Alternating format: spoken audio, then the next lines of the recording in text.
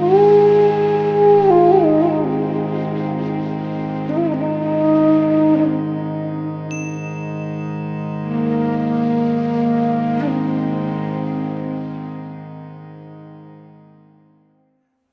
to today's satsang. A great honor and privilege for me to sit with the Sangha of India and on this auspicious day, we call auspicious day. We will go into that a bit later on. But wonderful to see you. Thank you for joining. I've had a few moments just to be looking at all the faces that are appearing in front of me on the screen. So I'm very, very happy to see you all, and welcome. I know that in India, all over the world, today is being celebrated as a Shivaratri day, Namah Shivaya day. And today, our celebration will take the form of satsang. So I'm very, very much present with you, present together, for this very purpose.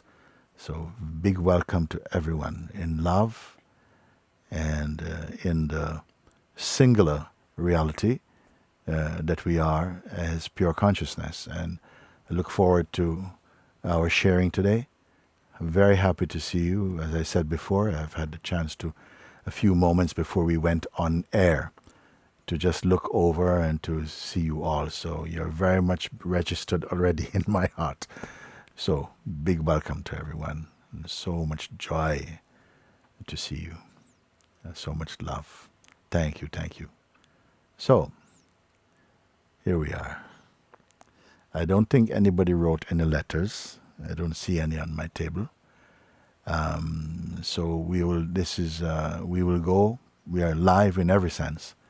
And how wonderful, we must also thank Lord Shiva for internet to be used in this wonderful way, that we are using internet in the correct way, I would say.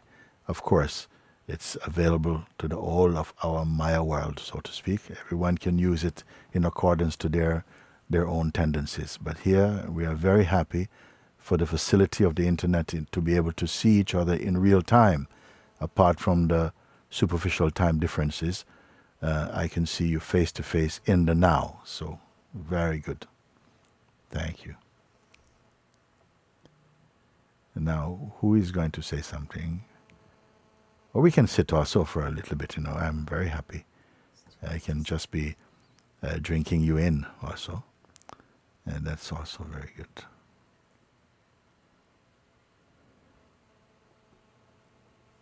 Very happy. Very good. Malini. Here we go. We are just... okay, there you go. What a lovely sight. Wonderful to see.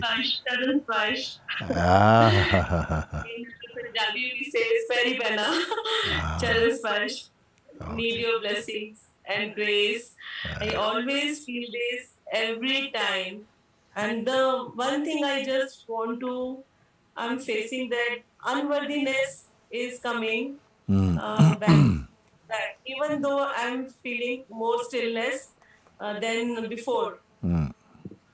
Maximum time I feel peace within and stillness within, but unworthiness still is coming back and back. Yeah. And I just feel that my life, I see my life as dependent on others. Like if they are happy, then I'm happy. This thing is not still sorted out. If their lives are going well, then I feel my life is going well. Somehow I'm dependent on them. I'm not fully inside. That's what I'm feeling. But I know I want to come back to me. Like happiness is within me. I know that. Okay. How far you must travel? Yeah. How far must you travel to come back to you?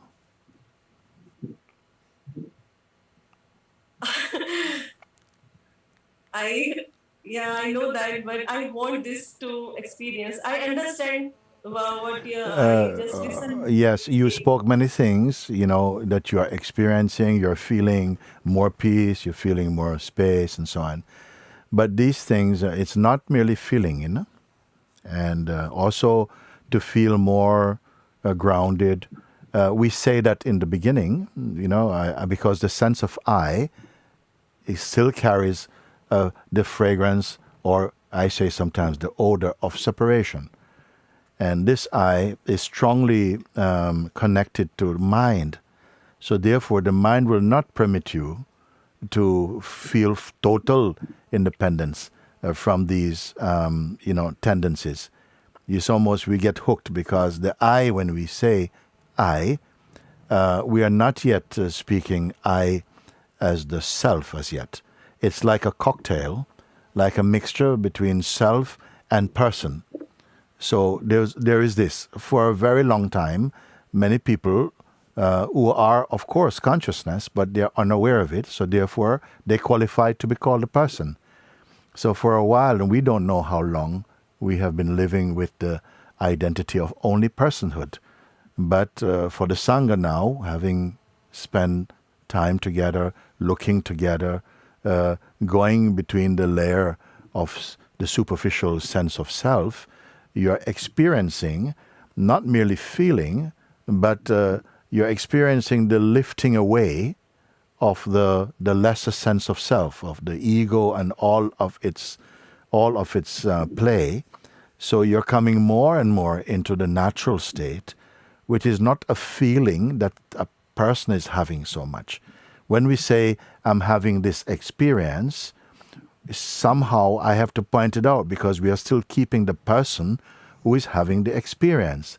And I'm pointing this out because it is perpetuating a duality, which I'm hoping that when you see, you will gradually transcend. And I don't just want to throw spiritual words at you because you are quite an elevated one for me.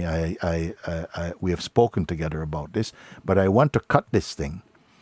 And that is, as long as we, our self-referral, when we relate about ourselves, it still carries the presence of the person still there. And the person can become a spiritual person also, still retaining its autonomy as a person rather than as presence. You see? So these things that we ask for them, don't receive them as gifts. You receive them as the truth of yourself, not a gift, because no gift can last. Because a gift means something other than you that you receive. And I cannot even give you or offer you yourself because it's already there. I can only point out why this mistake is continuing, why we are experiencing, the sense of I'm not there yet, and you're very honest as well too. This is one of your beautiful attributes, I would say, that when I speak with you, you're very honest and very direct and very clear and fearless in that respect. So I got to also meet you in a similar way to match that openness. And what I'm saying is, when you say I find myself unable to be independently happy. I'm happy when others are happy. And that is it's a compassionate trait. But at the same time, the ego mind or the person, the mind is still taking delivery of that. Like it's an attribute of the mind. You see, like this. But your compassion springs from your natural self. It's from the nature of the self, compassion, loving kindness, all these things are there. So you caught my attention when you say, now I want to be independently happy and true and like this. It shouldn't depend on outer. Even if the outer is the most intimate, it's still outer, you see, like that. So that's why I ask you, you say, I want to come home. I said, how much distance is involved? And you say something that I hear often. You say, I know that, but I want to have the experience of this. You see? So this is where our conversation has come to at the moment. So you say, I know this, but I want to have the experience. So therefore, we are admitting that that kind of knowing and the direct experience are different. Yes. You see, what will it take? You see, because when you were sleeping, you had no experience of family, of feelings. I'm not talking about dream now. I'm talking about deep sleep. None of these things are there. You know, your qualifications and characteristics as a person is not there. When you were in deep sleep, you know, why they were not there. The things you call the most intimate, not there. Even when we speak about God, our idea or concept of God, not there. Even the idea of I, which is the most important, because everything else sprouted out of the seed of I. But even this I is not there, you see. And you're quite happy in sleep. Nothing troubles you. There's no fear because there is no other there. But then the waking state comes, and the I comes up, and the I arises. Now we must look at what is this I that arises. It's very important. What is the nature of it? Are you following me also? Yes. Yeah, so I can talk a bit more slowly if others are looking in, of course, if you wish that I speak more slowly, because I don't want that it's missed. Of course, if you're deeply interested, deeply earnest about these things, I will slow down for you. If you have not caught it, it won't matter if I slow down. If the one has no interest, which is fine also, then it doesn't matter if I slow down. But so one thing I can say is when the I arises again. So please listen to what I'm saying now. Will you admit that the sense of I reappears at the beginning of the waking state, isn't it? Yes, nothing mystical about it. I'm just very clear for everybody's experience, whether you're religious, spiritual, or atheist, it's the same. At the beginning of waking state, the most pronounced thing that will come is a feeling of I. So one thing I want to say, if the I appeared, it must appear in something that was there before it. Would we not say that? If I also appear, because in the deep sleep it was not there, so if the I arise, it must arise or appear into a space that was there before. What is this space that was there? And it's not just a space like some inert space. You understand what I mean by inert, meaning that lifeless. It's not the I, which you call yourself, did not appear in a dead space. It was an intelligence is there. Something witnesses even this I that is arising. This is very subtle now, and I would like to I'm looking at all your faces, and this is going to be my time together with you. I hope it's going to be an interactive time. I'm not today's showing. We are looking together, no? So this is very important for me when I say this, as much as you're able to grasp what I say. So when the I arise, the I feeling comes, is it witnessable or not? Is there an awareness that I is up?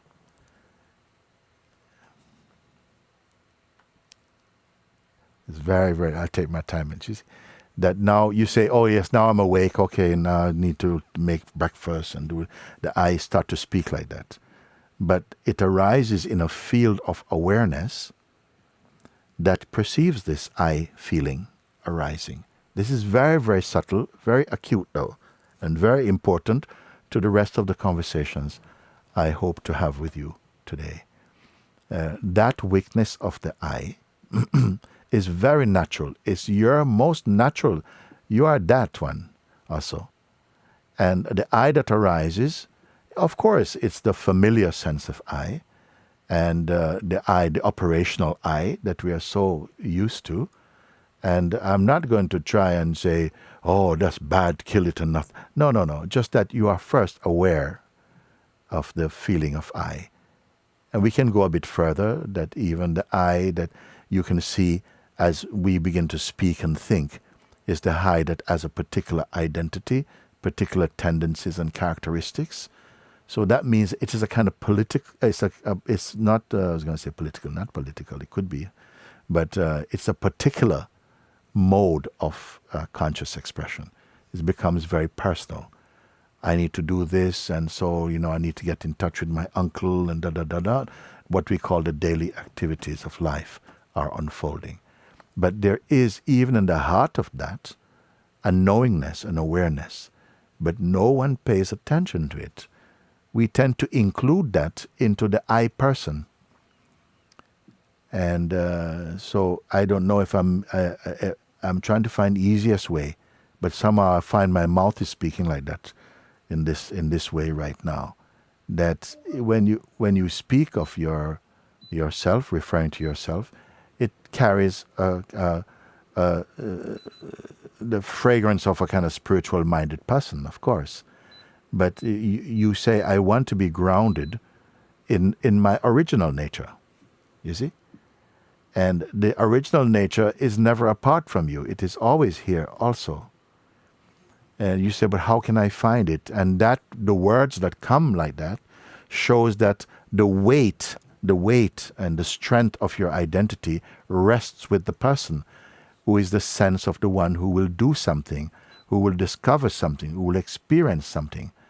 And I can ask all of you, whatever experiences that we have had, whatever things we have studied, everything comes and goes, come and go. Everything is coming and going. Every experience you have had come and go. And good that it goes, because where are you going to put all this stuff? So everything is coming and going. You just have to be very clear that if you are searching for the one thing that doesn't come and go, then you will become very clear, well, yes, all these ideas I've had, I've tasted so many I have so many experiences, but they've all come and gone. What is it that even notices the coming and the going of all these things? They come and go. Does that come and go? At a certain point, you will even see that even sleep also comes and goes. Waking state also come and go. Waking up will come and go. Dreaming come and go. Sleeping come and go. They are rotating states. And there's an awareness of it. Now, in the beginning, it can feel like very unfamiliar territory for many people when we speak. When I'm pointing to this place, it feels like it's some distance, it's so high, it's so deep. But it's only because the mind, we are so habituated to our personal thinking, it makes that which is real seem far away. But I want to show you, but not in a way that feels like it's something outside of you. I want to show it within you. And that is not the case. Everything else is else. All our thoughts, projections, memory, desire for future, identity, all of this is passing. In the short time of a human life, we amass so many things that we think, yes, all these things we have worked for, we got them all together, but at some point they're all going to go. And then that may produce some sadness in the heart of some people, but what I'm trying to point to is something infinitely greater than that, which is your own self. And I know that it is not grasped simply because I say that. It's a bit more subtle than this. At best, if you have not fully grasped it, I can hope to kickstart you into your own place. I don't want to give you any concepts. Enough concepts. What concepts do you need just to be here? But beyond your person. You see, at the moment, our person feels like it's what is here. The person also comes in and out of focus every day, many times. You are not functioning as person, but you're not aware of that, you see. So I am with you. We can...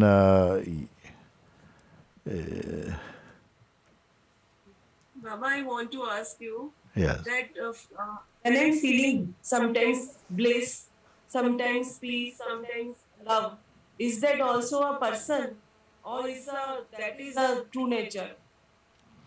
Well, the bliss is fine. The bliss is the self. The person is not true. You see, you say, I'm feeling bliss, I'm feeling peace, and so on. Is that also untrue? No, the bliss is true. The peace is true. But they will not stay with the person. As long as you are experiencing them in the name of a person, you see, because the person itself comes and goes, then the person will experience that these beautiful, the bliss and joy and peace, they will come and go because the person is not stable. The person also come and go. You see, let me explain. Let me explain. You say that, okay, say it again for me, what you said just now. I'm saying sometimes I feel bliss. Yes. Unconditional bliss. Yes. And I feel body becomes very light. Yes. At that moment.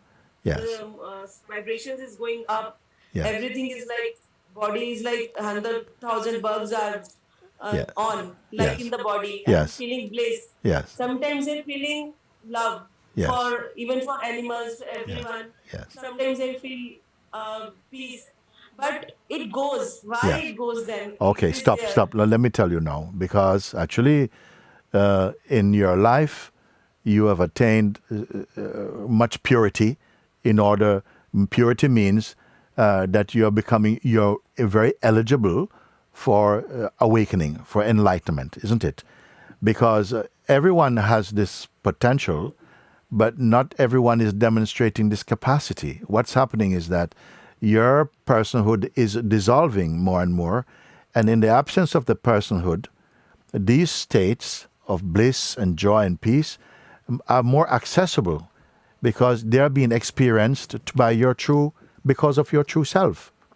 The person is the problem, not the coming and going. The coming and going only appears. We say that the sun comes and goes, but the sun doesn't have any experience of coming and going. It's only to the one who is looking and see the sun as though it is other, perceive the sun is coming and going. You see, you are that bliss. When you identify not as the person, but as the bliss itself that you say you experience, as the peace, these are the fragrance of the self. But it's as though when you speak from the one who gets it and then lose it, that one is the mistake. That one is the false I, the person.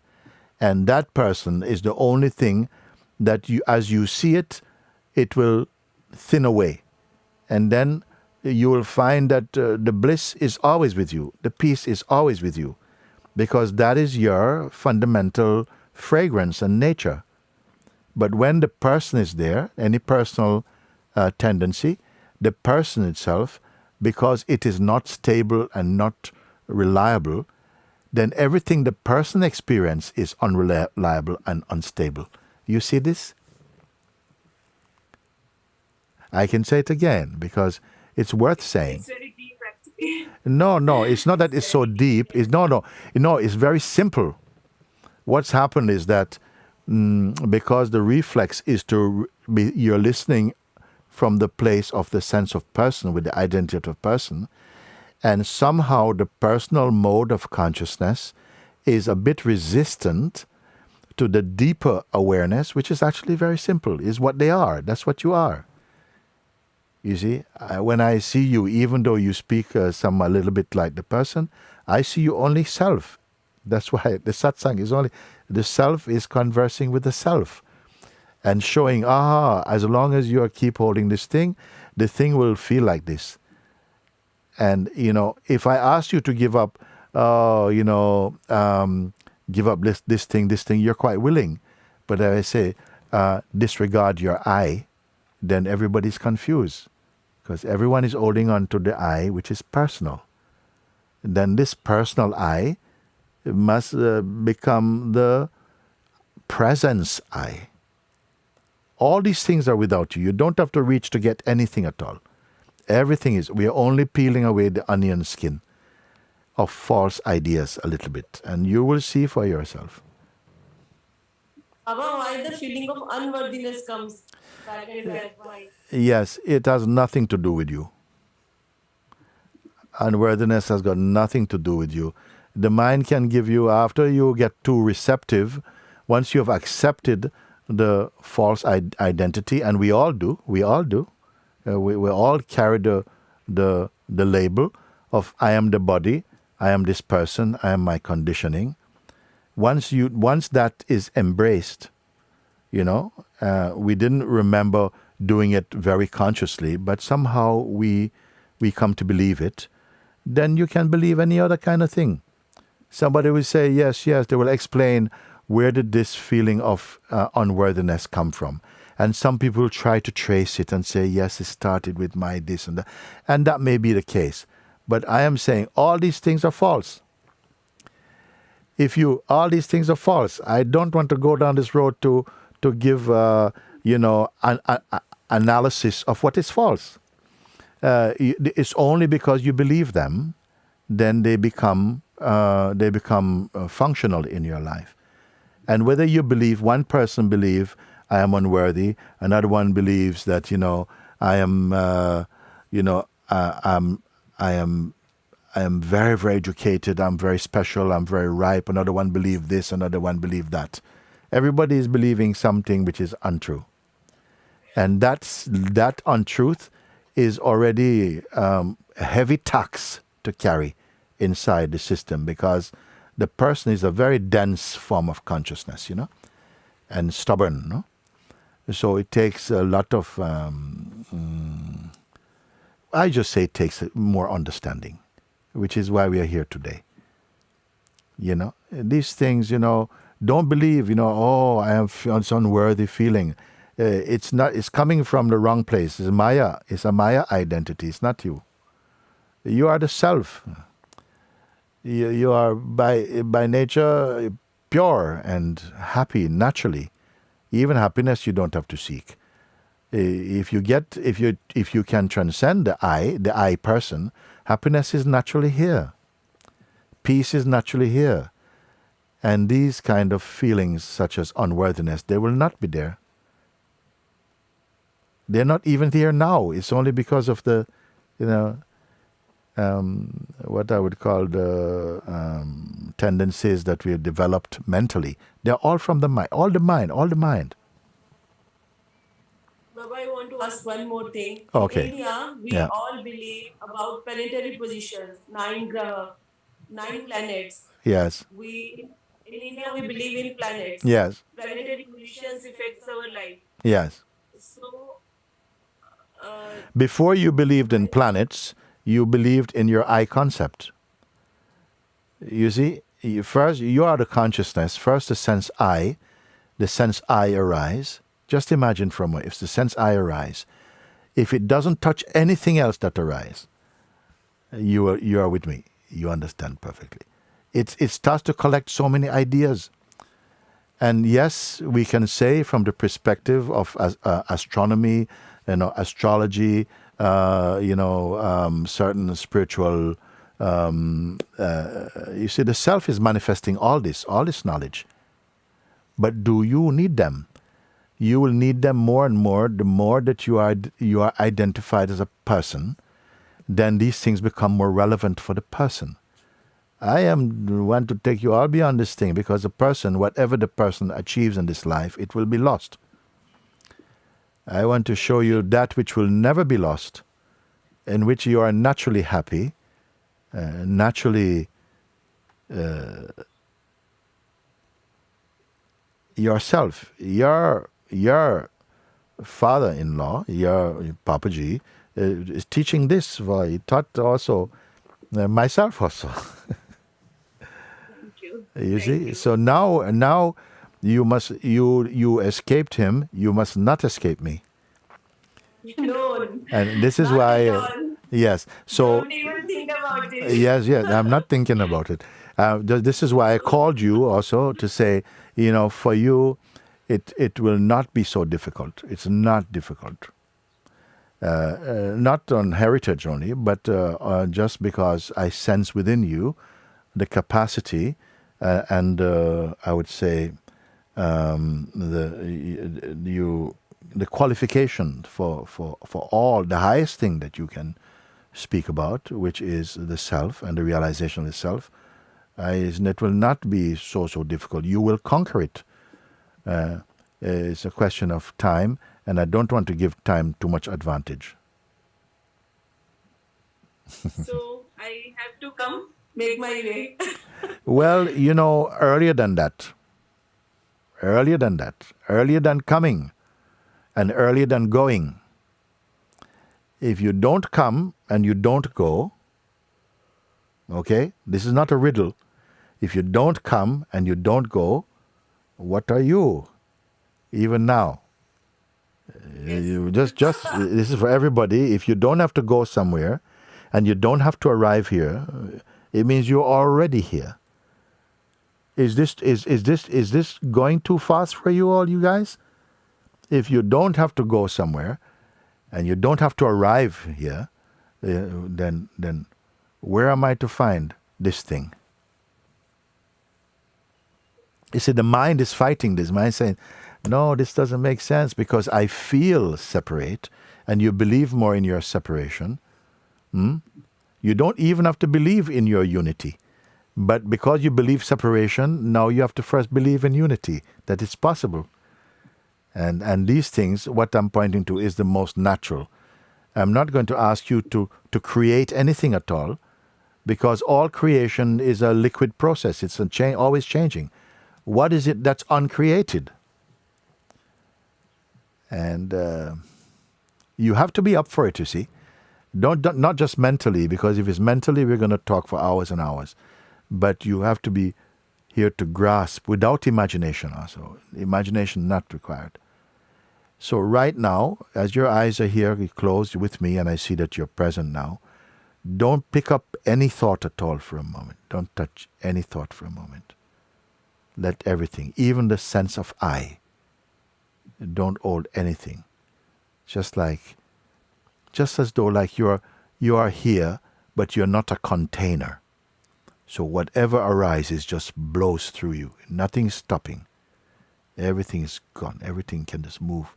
You're not a container. You're not holding anything at all. Not even one concept you can hold.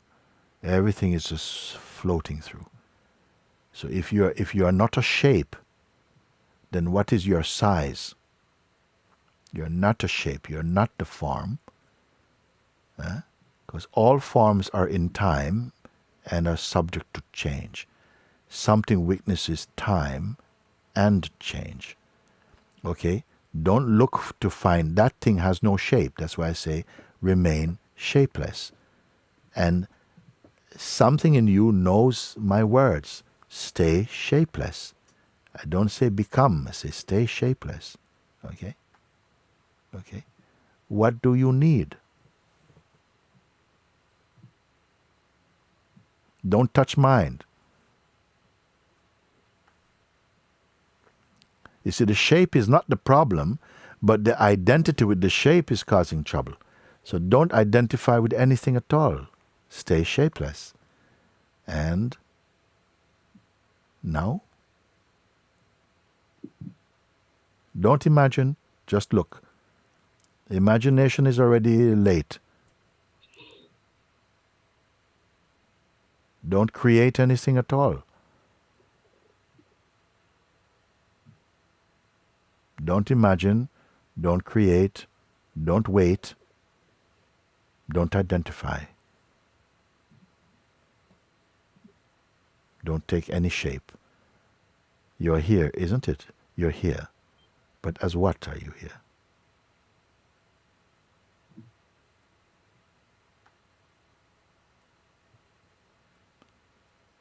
Any trouble?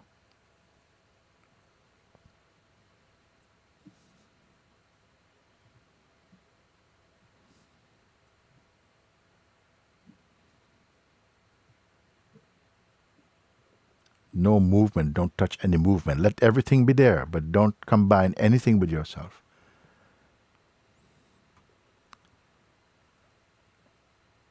Are you drifting? No.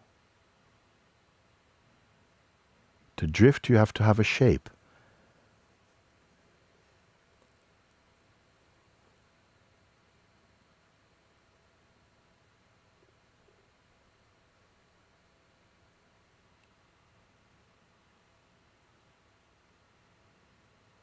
What is here, you see?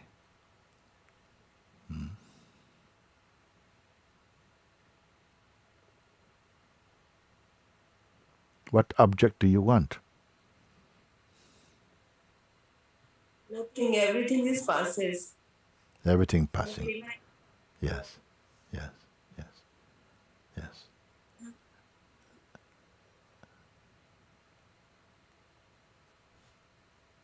That which witnesses that everything is passing, is that passing? No. No. No.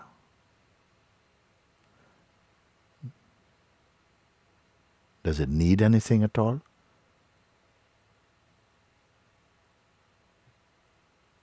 No. No. Can it leave? No. Did it come? No. No. This is yourself. This is the very heart of yourself. Everything is fine. Everything came out and appears in this space of yourself. And it is fine. And because they arises in you, you love them, you take care of them, it's fine. But you're not attached to anything at all. When you're not attached, when you don't desire things, then your love is set free. And it's beautiful.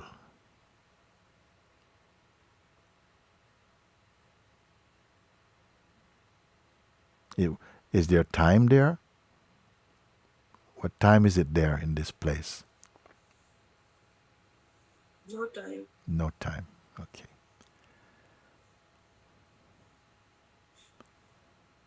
Are you a mother here or a daughter here?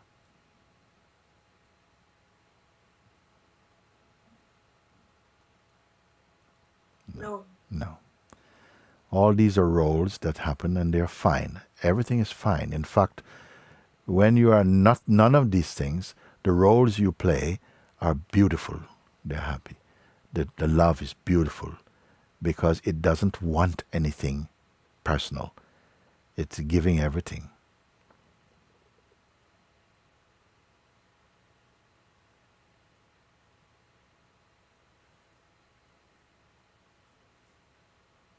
You see, today we say, oh, happy Shivaratri day, happy Shivaratri day, like that.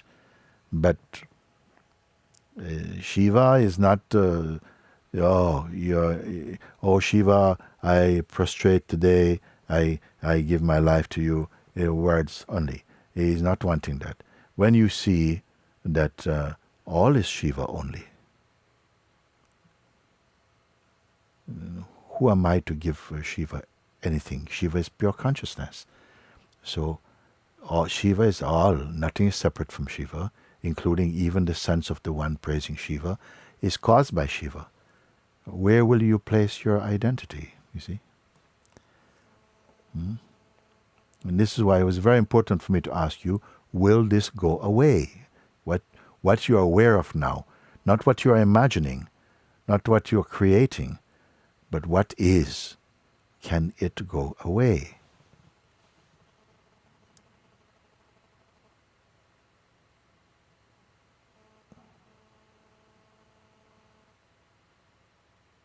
Everything is coming and going, not this. This is the one thing not going. And this is the timeless, the eternal one. Today you meet Shiva inside your own self.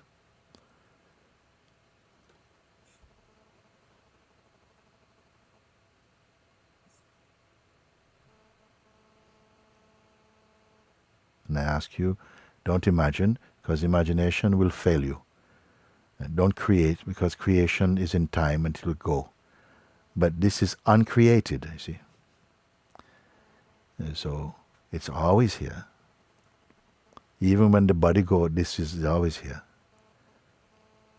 Everything comes and goes inside the Supreme Lord of the universe. You just meet Him, which is not different from you. No duality in that meeting. Very good. Thank you. Thank you so much. Wonderful, wonderful, wonderful. Thank you. Thanks to you. Thank you. Good. Okay. Who is ready? Yeah. Thank you.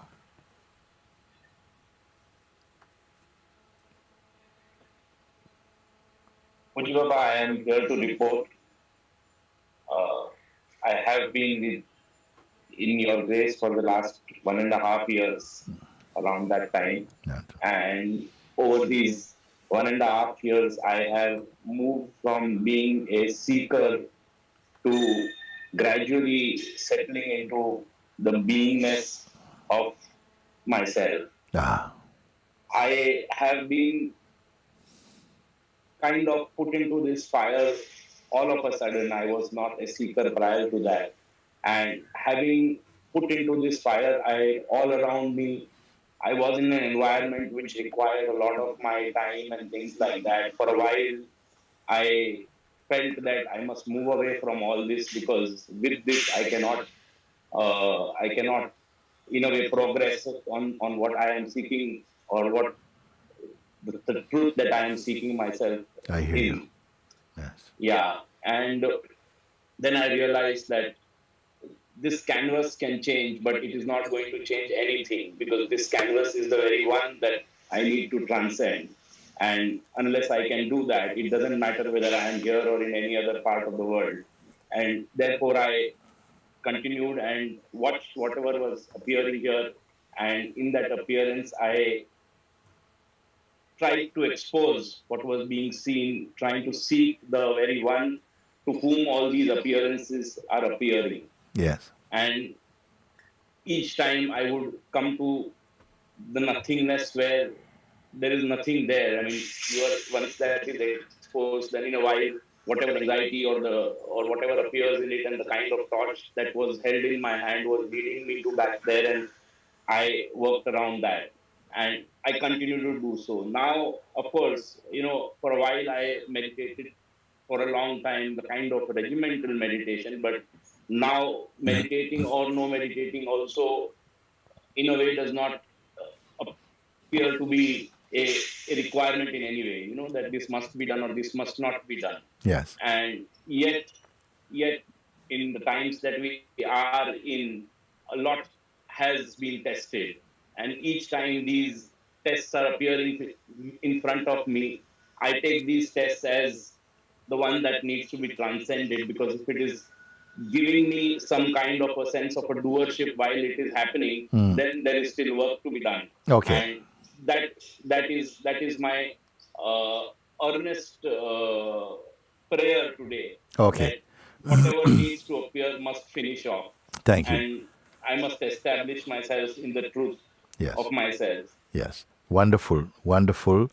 I believe what you have just shared, and I can see what you've just shared, it's very important also for the whole group who are listening, and for what I will share with you also about it. And because when we speak in satsang like this, I don't refer or relate to you, your situation, circumstances may be unique, but as consciousness, we are one. And so I speak from the place of consciousness into the consciousness that you are. So everyone can relate to that. And if we listen, you will find that we all can relate and find richness in everything we share. Now you've said, Nilesh, that you came and by looking, you came to nothingness. You came to the nothingness at all from there. Okay? So I would say to you now, if you come to the nothingness, then one thing that might be causing trouble is that you are almost sometimes perceiving the nothingness from a somethingness place. You are not separate from the nothingness is been turned into an objective, an object subject for you. Like, yes, I can feel the nothingness, but some people have said to me, yes, I saw the nothingness, but somehow I came out of it, or I want to be embraced. And so this I, any I that's left over, is not the emptiness. The emptiness that you are seeing is the emptiness that is yourself. It's a non-dual recognition. Am I speaking too quickly? I'm looking at you all.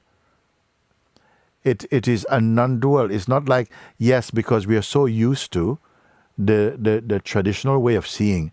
Like, my eyes are here, my eye is here, and I'm seeing that or this, I'm seeing some. So everything appears as an object and separate from me. But when you come to the emptiness is not an object. I'm not talking about if you're in a room and in night and you turn off the light, somebody say, oh, it's all empty in here. I'm not talking about that kind of empty. It's not just a physical emptiness. I'm talking about the emptiness where nothing at all is existing independent of this. The nothingness is not a phenomenon. The nothingness is not an experience someone is having. The nothingness includes the one who is also perceiving the nothingness. Now, have I gone too far in saying this? Because what can happen is that we can feel like, yes, I came to the place of nothing and so on. No? Now, let me just say this, and I want to address the second part of what I've heard you say. That nevertheless, you said actually that I've seen that it doesn't really matter what come and go, and even meditation and so on. They're not such, I don't have to be regimental about anything. I can meditate if I want to or so on. But, something is much more stable. Is much more here than meditation. Meditation is an instrument, in a sense. It's like an act to try and get to somewhere. But I am that somewhere that the meditation is leading to, without arrogance. Can we say like this? Without the meditation, the purpose of the meditation, and even the meditator, is to reach that place which you already are, that you have come to notice. Not everybody grasps that. We still feel, I came to the emptiness, but then I couldn't go any further. How you can go further? Further than emptiness is to dissolve your separate identity. That is the emptiness itself. Now, however, it may still appear that there is still some sense of a person carrying on life, and this body is not an anti-awakening instrument. This body is also here. It's got to be used to do its function. It's going to continue functioning. But it's functioning not in service to the limited person, which is also an aspect of consciousness, but a very, very dense and contracted form of consciousness. That contracted form of consciousness is liberated now. It's it's limitless. I want to know if you're all understanding what I'm speaking, because I can try and talk on some other level with you, but I feel I'm in the right company, So then we say, in spite of this, yes, the functioning of life still continue, but now you are not an enemy to life, and life is not an enemy to you. It is only when we picked up the identity of the person, then the struggles come. All the struggles are going to come for the person. You see? Paramatma made it like that. So that you will, when you are growing, you will come to a point you will not find any satisfaction in just being person. So you will have to transcend the person. Don't grieve at this and feel, oh, I'm giving up. No. The one who feels that will not go beyond, will not attain the perfect state. You are seeing, oh my God, everything, even my troubles are serving my awakening. Even my difficulties, now by grace, has been transformed into opportunities for transcendence. If you are going to be saying, oh, this thing I was going so well, but then, somebody stole my car, and you say, whoa. I mean, is only the car they stole? Did they steal you? If somebody, hijacked you, took you away, did they steal your consciousness? So maybe my words are not so, they're not so, what's the word? No, palatable. Because the mind is still there. And it's not a blame, because I'm saying that mind also will keep being there as long as it's getting some food. When I say mind, I'm talking about the psychological mind in which we have a strong relationship with our identity in that mind. The not regular mind that you need for practical life, that's fine. But I'm talking about the mind, with the psychotic mind, the mind that has issues with life and with identity.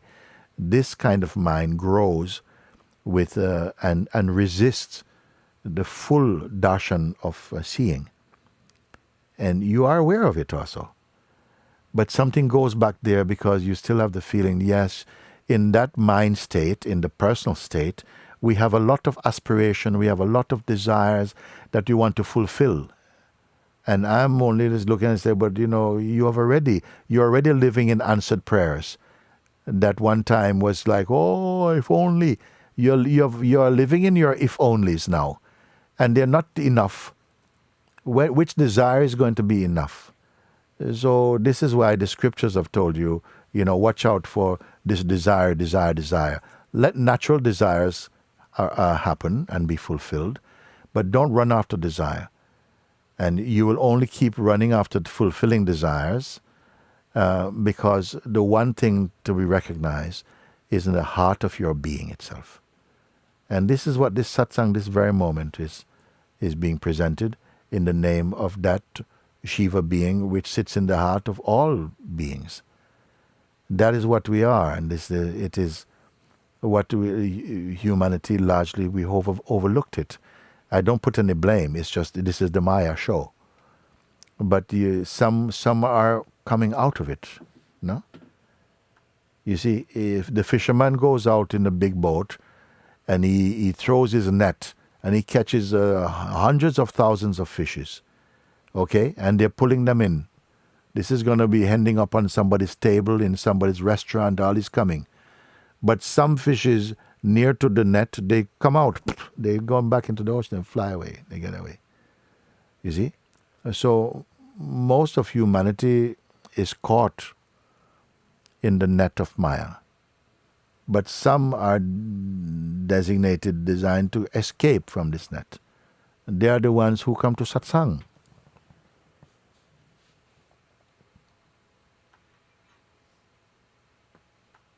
One moment.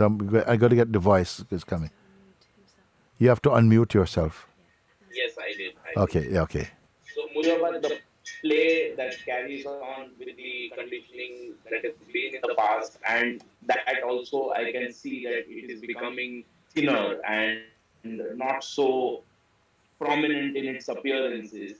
And yet, like I was saying, that when it appears, when you look for the source of that identity, you find nothing. And that was the nothing I was referring to then. Aha. And at the same time, but it is proliferating. Yes. At the same time, it is proliferating.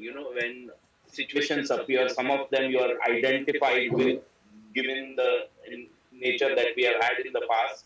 So it proliferates, and yet it does not go away by itself. And what I can then do in that moment is just keep looking at it and accept it as it is. And no, you don't accept it as it is. You accept it as your mind perceive it to be.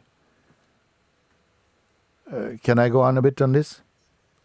Yes. Yeah. Nobody sees things as they are. We see them as we have been conditioned to perceive them, based upon the state of personhood.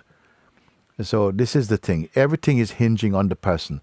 If I was to tell you that all the troubles in life, all the suffering and the pain and anxiety and all the dreams and the projection, the desires and attachments, all the things that bring suffering onto the being is due to one thing, and that is ego. And ego doesn't mean banging on your chest. Ego just means the belief, I am this body, I am the doer of my life, I am the thinker of my thoughts. You see? But we are looking for so many cures to the ails of humanity, but nobody will accept this. Because we have so much projections, desires, hopes and aspirations in personhood. So I am not going around beating a drum about it. It's enough that by grace of God, those who feel drawn to it, somehow I meet some of them and we sit and we can look together like that. So I want to come back to your point though, because it's a good one. You say, I come to nothing. When I look at the root of my problems and what's going on, so I come to nothing, but it still proliferate. And if you please bear with me for a moment, what happens is that you say also another thing, they don't go away by themselves. Well, actually, everything goes away by itself, maybe not not at the time you'd love it to go, but they cannot stay. Because all things that are born in the mind, they are tourists. They come and they go. They come and nothing can stay. Nothing at all can stay. Not even you. Not everything is coming and going. So everything is coming and going. Even your idea about yourself, you cannot stay with. Come and go also. So what I'm saying is, though, in the moments when you say that they proliferate, they keep coming back sometimes even more intensely, it seemed, than before. You see? Because there's a smell of death for the ego. And so it gets even more, it comes more strong sometimes. And you have not really fully understood. You're saying, why is it getting worse? It should be getting better. Like you're going so really, really strong. It's proliferating. Something's proliferating. But you're witnessing this proliferation and believing also that this means all things are getting worse for my person. For my person. And when you see that, you must be in the place where you are also must admit, but I'm the witness of the person. But right at that point, you start to see your sense of your false treasures.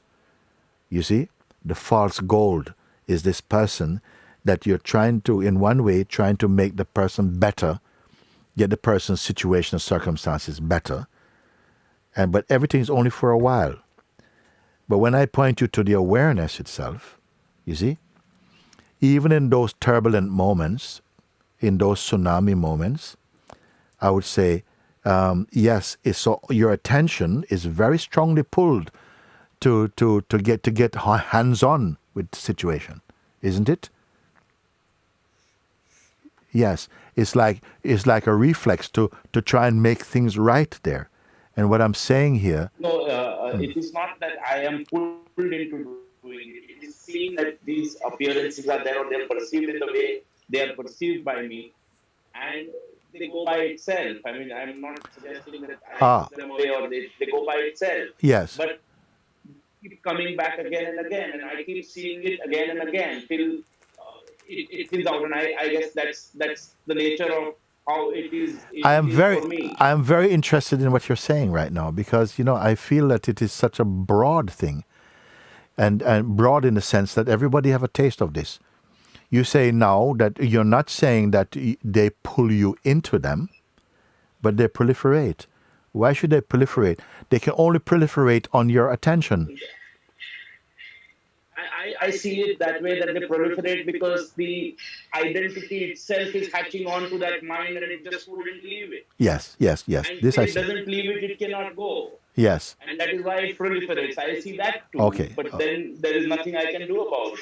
Okay, good. Okay, then the only thing you can do is to continue, because in the moment when the pulsation is strong with these things, you see, it's as though it's eclipsing your intuitive stability and recognition in the heart. Some energy is going towards seeing this proliferation also. That is understood, that's understandable, but we must stay with it as much as possible to find again that somehow this place. It's like if you've been listening, if you've been listening to, you're sitting in your room, you have the television on, you got the music going on, and you can't turn the TV off for some reason. It's just going on like this, no? And then you switch it off, and it's a beautiful silence, no? But that silence was also always there. But the noise seemed to eclipse it. But for you now, it's something even more subtle. I say you must make use of that. That don't mind this thing for a moment. Rather than try to do anything about that, try and bring the attention to the natural awareness which must be there for the noise to be there. The awareness is not the noise, but the awareness of the noise indicate that the pure awareness is here. And with staying with that, even if it feels like you fail, keep staying with it. And, all things come right with that earnestness to stay with it. What I would say also, I remember once I went on one course many years ago in Coimbatore for detoxing. Many years ago, I had a chance to go there. And I didn't know anything about these things. But I was told that what they were doing, they are massaging every day. I said, sometime I want to go for a walk. I want to do it. They said, no, you mustn't do any exercise. So what is this? No, I'm just eating a little bit of food and they massage. Then they explained to me that they're massaging, they're pushing all the toxins towards my stomach. That was the idea. They're pushing all this toxins in the body towards the stomach. And then at a certain point, everything is there. After quite a while, they do that, okay? And then they give you something, and then you have this big whoosh, okay? Then, whoa, that's it. Fast. So, in the same way, I'm using this as a metaphor, some analogy for this thing. Sometimes you have to... When these things are going on, your attention is not so attracted to satsang. No, you particularly, but sometimes our attention is like caught in the traffic of these movements. But as soon as you make even the small step, go and sit and simply say, okay, let them play, but I don't touch anything at all, touch nothing at all. You start to find again the ground.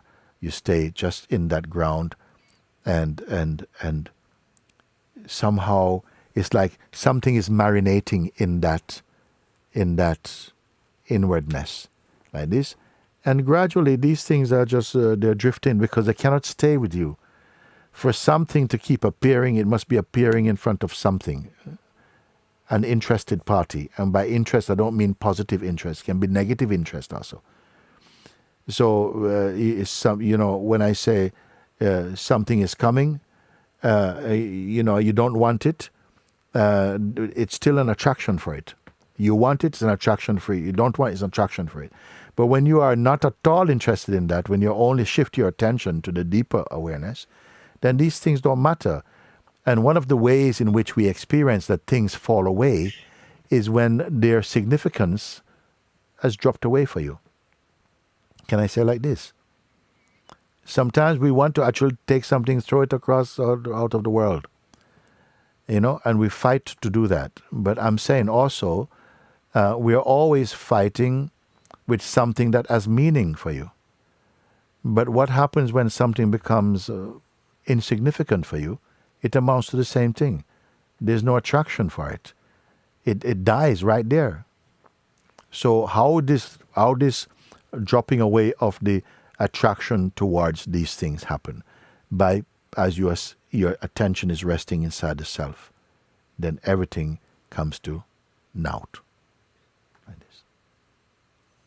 Now you may say, but that's an experience also that will change. Maybe for a time, but the more you stay with this, you'll find that you are, I'm not going to tell you do this for 10 minutes, I'm just saying just stay with this.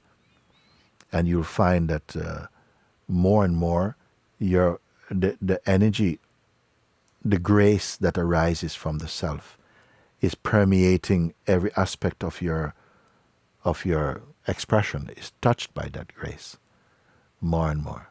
So this is where I would advocate to stay with something, practice, stay with this a little bit. And then you'll see at some point you will outgrow these things. They will not be able to stick. This happened like that. Baba is seen, all this is seen in that space, this appearance, this disappearance, this whole play, that presence or that peace hasn't left me for a while. And unless, it's a arduous situation once in a while where I get caught into the play in a way that I am not aware of myself, mostly this is happening within it. Okay. And to that extent, it is there, but it is still proliferating. I don't know. Sometimes even that thought appears and it experienced in that way that Yes. it should all be surrendered right here, right now. I'm with But you, that- Nilesh. That they are appearing. Supposing these things would be appearing for the rest of your physical life. Suppose it was going to appear. Will it rob you of freedom? This is important. So what happens is many things in the world will not appear to change. Many things may go on, but it's you who have changed. You've changed back into yourself. No? So they become less important for you. You see? So, because sometimes when you want something to change, it feeds it. Like the mind feeds on resistance. You see? So that's why I say that gradually. It's like a seed which stays there, and once in a while it will kind of become a shoot, and that play of Well, something duality sometimes. kind of moves Yes. in. Sometimes God gives us this seed because maybe if you had nothing at all, you probably get into trouble something. Sometimes, you need some tension. We need a little tension to exercise our discernment, to sometimes dig, to go in. Sometimes a little calamity helps you to tighten up in your sadhana, whatever it is, Just give everything the highest reading. Whatever happens, give it the highest reading. And then you'll find that you're fine, you're okay with it for now, Because you are always, nothing takes you out of your truth. You understood the truth is not something you believed in your head. Truth is the core of your very existence. You see? Thank you, Mooji Baba. Thank you. Thank you so much. And thank you for this talk. Very good. And this is the best thing that could have happened to this life. Yeah, very good. I don't know how to express my gratitude for it, but whatever it is, thank you. Thank you, Nilesh. Thank you.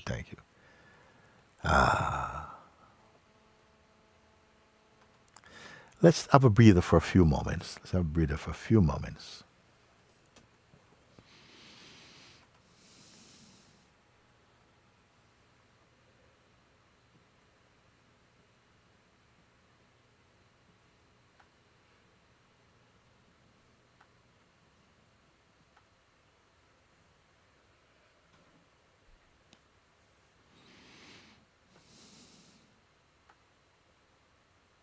Because sometime in satsang, many of you have not seen for a while. I'm very happy to see you. But sometimes in satsang, the very nature and the habit of satsang, the mind itself is putting questions. Yeah, I want to ask this question in satsang. If you're not able to ask any question, would you be unable to be with me in this moment? So this is very important for me to put, you see, because sometimes a question can get in the way even. Sometimes I want to show you about questions. Sometimes the questions are blocking your natural deepening. Sometimes I see people come and they have a question, and if they don't get answered, they miss the old satsang. Because they're waiting for their question to come. He didn't choose me again. And then the mind goes, you see, he's rejected you. You see? So watch out for this type of thing. The question, maybe I've already answered your question, if you're smart. But I've not answered the question the way your mind wants it to be answered. And if you're going to try and please your mind with questions and answers, you'll miss the point. I have not answered your question in its probably particular way, but I've answered you as consciousness. Sometimes if you grasp and clarify a single seed of mistruth, the power of that revelation can be enormous impact. So watch this thing. So right now, for a moment. Let's just put all our questions down for a moment. All your needs and the seeming needs, just put them down. Trust me on this one. Put it down. All your projected duties and aspirations, put them down. Put them down. In a way that you become entirely empty of intention. Even the intention for liberation. What's it like if you can leave everything? I want to see if I can get to a moment with you without next. Not like the next tick of the clock. No, without next, meaning leave everything. The previous moment, the present moment, and the following moment. So I'm not a time moment, I'm saying just a now moment. To leave everything. Don't hold any shape in the mind or any intention or any desire, even auspicious ones. Be totally empty. But not waiting for something. Let's take a look. Let's take a look. But don't search. Don't search. There's nowhere to go. But looking from nowness into nowness itself. Not searching for any object.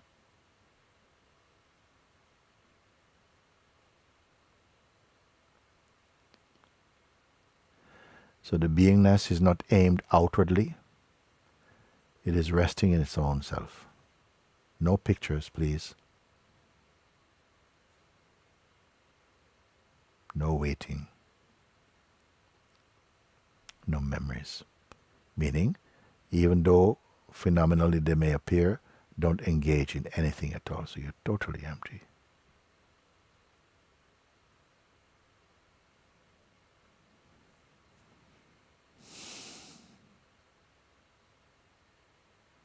Give the body and mind a proper rest for a moment. Don't pick up one thing at all. Don't touch one letter from the alphabet. Nothing.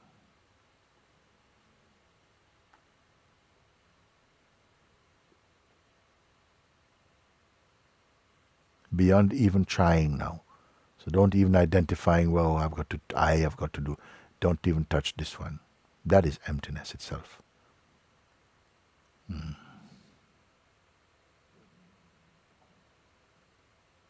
And not waiting.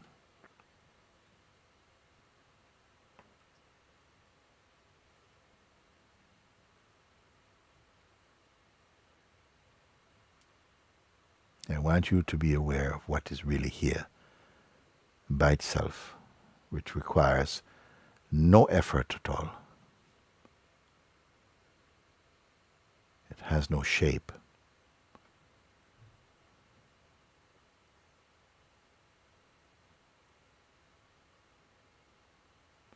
So don't imagine, even if the mind or some images are created somewhere in the space of the mind, don't touch them. This has got nothing. This is not the moment now. This is only totally empty of any intention at all.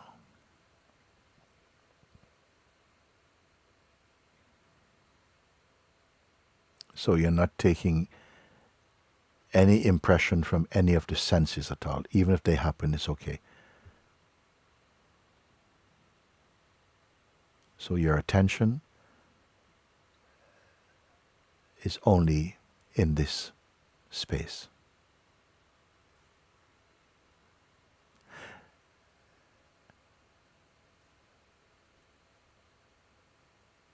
Now, if you have done this, I want to just ask a few questions with you again now. And I will ask you to nod or to say yes or no. Simple thing. It will only be made possible and fruitful if you have done what I've asked, which is just to stay empty. in this emptiness, this space,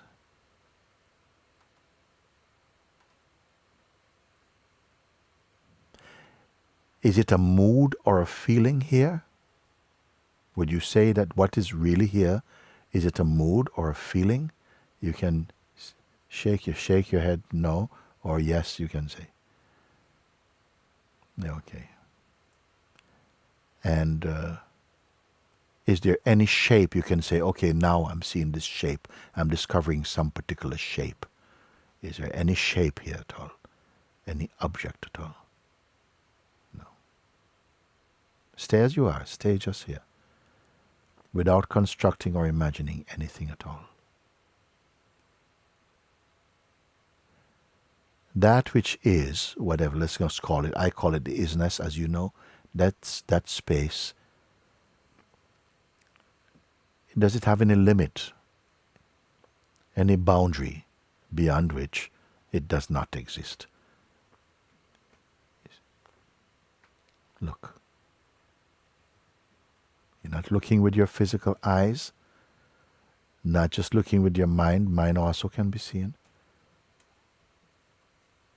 This, whatever it is, I'm not going to call it a name right now. Is there any limits here at all?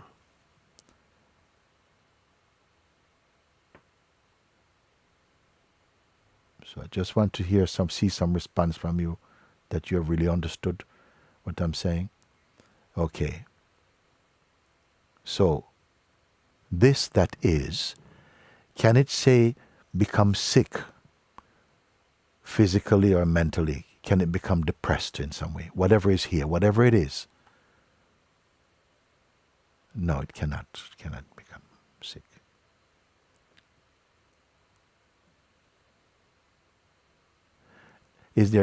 Does it have any opinions? Are any opinions here at all? Any projected opinions about life or anything like this? No.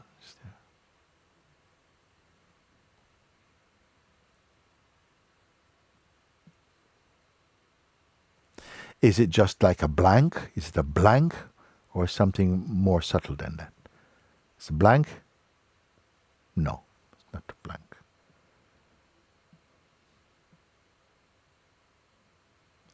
This that is, that you're aware of here, is it a happening? Is it something happening here?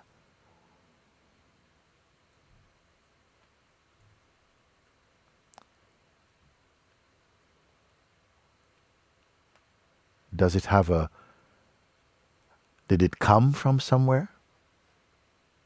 Has it arrived here? No. Can it leave? Can it leave? Just stay as you are. No effort at all. Simply in your awareness, you can say. Can it fade? Like after a few hours or a few days, it fades and it disappears. Can it disappear? Your response is very important for this. It cannot disappear. It cannot disappear. Did you create it?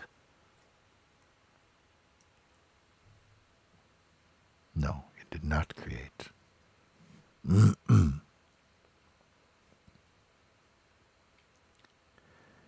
Does it judge anything or anyone? Is any judgment there?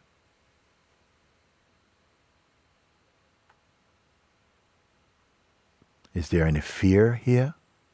Is it afraid, any fear? No.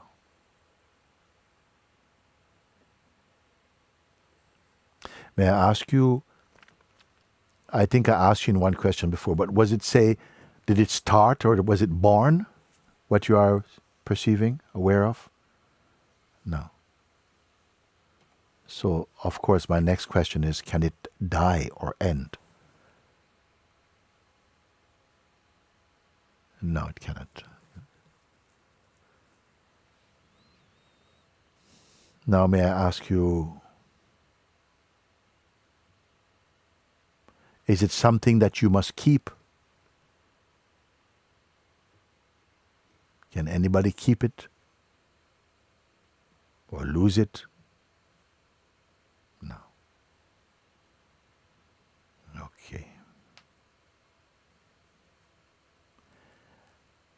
now,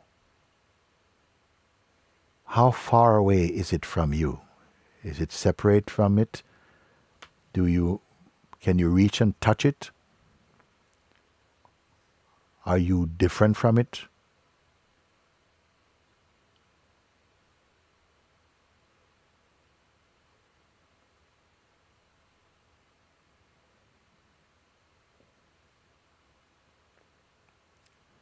No. And this is why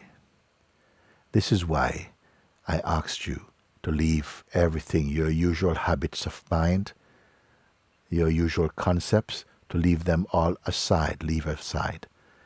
Because only when you are free from this daily mindset could I ask you questions like this. Because some people would feel that they are unanswerable. But here you can respond from your own seeing. Are you under a state of hypnosis? No. So if the questions you've put is as I've understood them from your responses, that is not an object, it's not a mood, it is not limited in the sense that you come to a boundary beyond which it is not. If there are no judgments in it, if it did not come and it cannot go, it cannot fade, it cannot be lost, it cannot be kept. It was not born, it cannot die, and it is no distance from you. Then therefore, I must say, it must be you. It must be you, what you are. Not what you have thought you are, not what the world tell you are, not even what your family or your race or your religion or whatever is not. Maybe people say different things, but here is your direct discovering. Then what of the life that is being lived, and somehow people say, oh, I have so much difficulty in my life, and so all of this is mind and identity that arises inside this unnameable awareness, and which has been taken, these things have been accepted to be true because we believed in this idea, I am this body and I am my conditioning. The conditioning is a play in Maya, a play of consciousness. The belief, I am the body, all of these things, they're fine. But it is our concept around them and about ourselves that creates the particular way in which our experiencing of the world and of ourself is based upon that. Now today I've shared with you for now what I feel is the most important things. The most important thing. And this we have made video on our site that you can listen to again and follow through, because whoever has followed through into the original seeing, the same capacity is in each and every one of you. If you don't have expectation, yes, I'm going to find it today, don't hold anything like this. Be humble. Be earnest, be devoted to the search for truth. And you discover. You discover. In many cases, of course, this discovering is a gradual recognition, is deepening more and more. Gradually it's coming like that. Because we each assimilate at different rate. The more you deepen, the more power comes to you to go fully home. Home is where, when I say to go, this word is not really true, and it is true.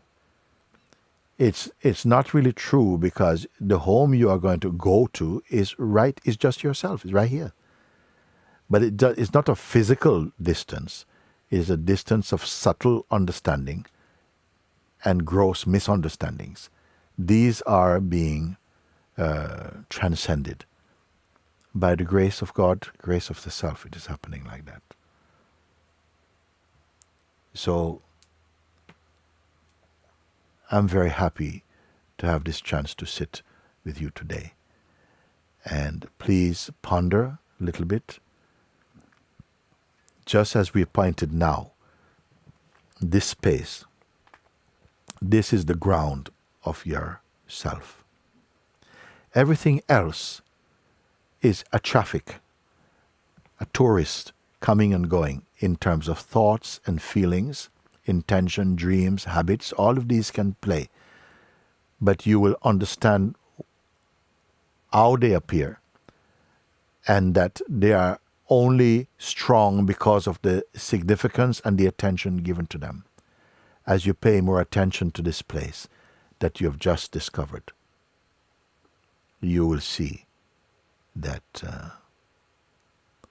the troubles of life begin to thin away, because they are only strong while you have the strong sense of personhood. And be patient. Patience and earnestness at the same time yield tremendously profound results in you. So, thank you for today. Namah Shivaya.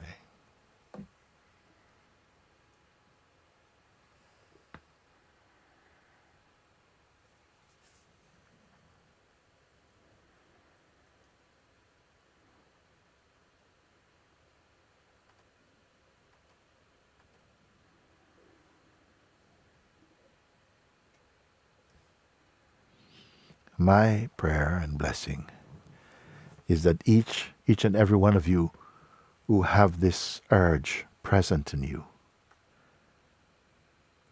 bless that whatever seeming obstacles appear to be in your way will be transformed into gracious opportunities for transcending, and that you will know that you have no natural enemy in the world apart from egoic identity and thinking.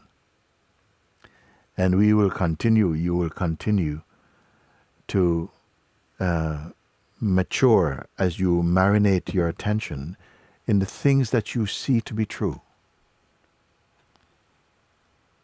And don't try and measure yourself, say, oh, today I've grown so much. Leave it all to God. It's happening spontaneously and natural. Growth is natural. And just like in your physical being and physical body, your body is changing and growing without any effort, even as you sleep. So is grace with you throughout your day, consciously or subconsciously or unconsciously. The grace is still present with you.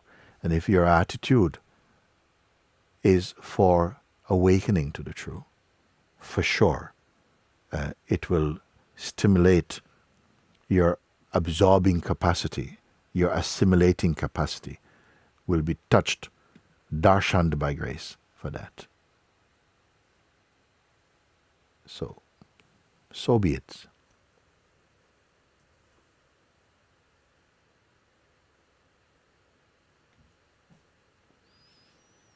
All my love to you. All my love to you.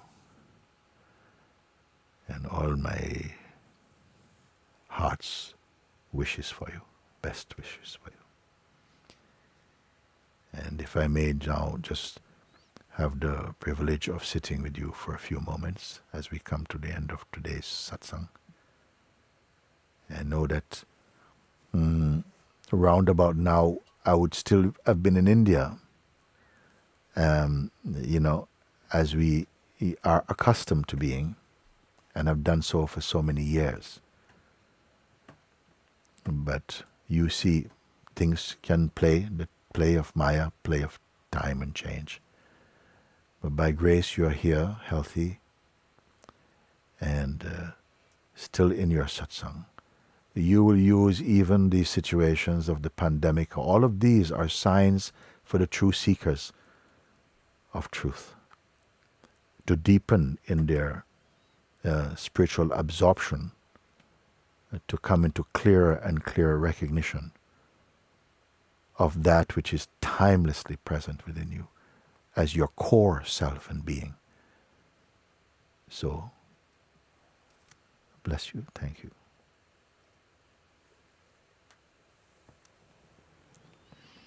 Om Namah Shivaya.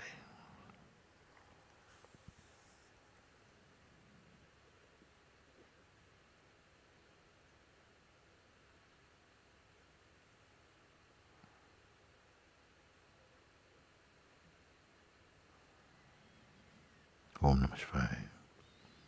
God bless you. All peace and grace and mercy and power and strength for your awakening. Amen.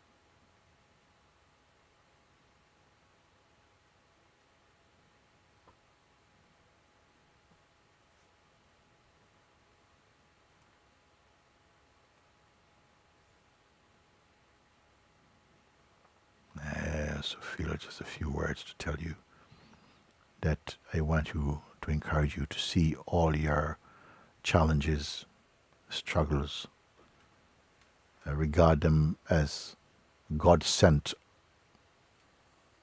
opportunities to flush out whatever remaining toxins that come from egoic identity. Don't be overwhelmed by them. And the way of not falling for that is don't take them personally. Even when personal, seemingly personal things come, don't take them personally. Bring them to this place, or watch them from this place of untouched awareness. And even if it feels very difficult, stay with it. Trust in my words, and you begin to see by and by, you come to a place of great stability, equanimity, serenity, and deep, profound joy and love. So be it.